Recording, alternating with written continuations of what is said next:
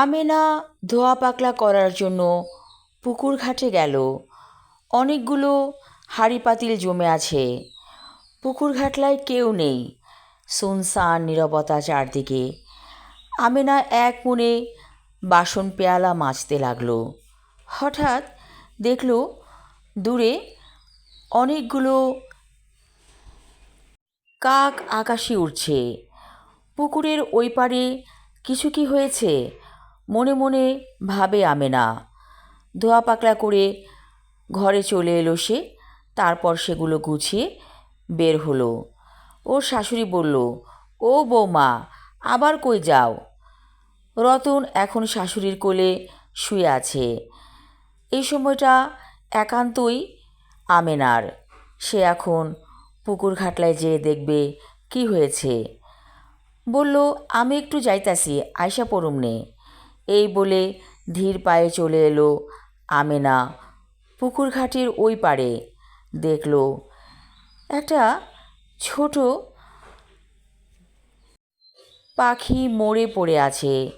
সেটাকে ঘিরেই কাকেরা উড়ছে, কিন্তু পাখিটাকে ওরা খাচ্ছে না। আমেনা আস্তে করে পাখিটাকে হাতে নিল। দেখল এটার প্রাণ এখনও আছে। তাহলে তো এই পাখিটাকে বাঁচাতে হবে। তাড়াতাড়ি পাখিটাকে নিয়ে ঘরে চলে এলো আমেনা। ধীরে ধীরে বেশ কিছুদিন পর পাখিটা সুস্থ হয়ে গেল। আমেনা নিজের বাচ্চার চাইতেও পাখিটাকে বেশি স্নেহ করে। সেই দিকে খেয়াল করে শাশুড়ি বলল, তুমি এখন পাখি নিয়ে পড়লা, এই পাখি আমাগো কি করব? আমেনা বলল, একটা জীবন বাঁচানো যে কি আনন্দ, এটা আপনারে কেমনে কমু। পাখিটা বড় হলো, সে একটা ময়না পাখি। আমেনা ওকে কথা শিখিয়েছে। অনেক অনেক কথা বলে ময়না পাখি। খাঁচায় বন্দি ময়না পাখি যখন মিষ্টি সুরে কথা বলে, রীতিমতো মানুষের ভিড় লেগে যায় উঠোনে।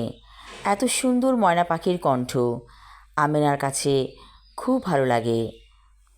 হঠাৎ করে দেশে যুদ্ধ লেগে গেল। সে এক অন্যরকম পরিস্থিতি। সবাই আতঙ্কিত থাকে। যুদ্ধ লেগেছে, এখন আর স্বাধীনভাবে চলাফেরা করা যায় না। আমেনা বলল, মা, আমাদের তো কিছু করতে হইব। শাশুড়ি বলল, কি করবো আমরা? তুমি একটা মায়া মানুষ, আর আমি বুড়া, কি করতে পারি আমরা দেশের জন্য? আমেনা বলল, অনেক কিছু করার আছে যদি আমরা চাই।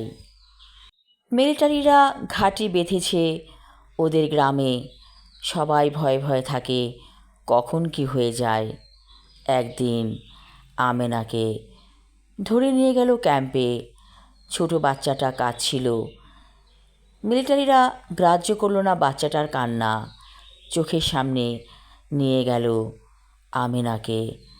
শাশুড়ি ডুকরে কেঁদে বলেছিল, অরে সাইরা দাও, স্বামী সারা মহিলা, বাচ্চাটা কেমনে বাঁচব?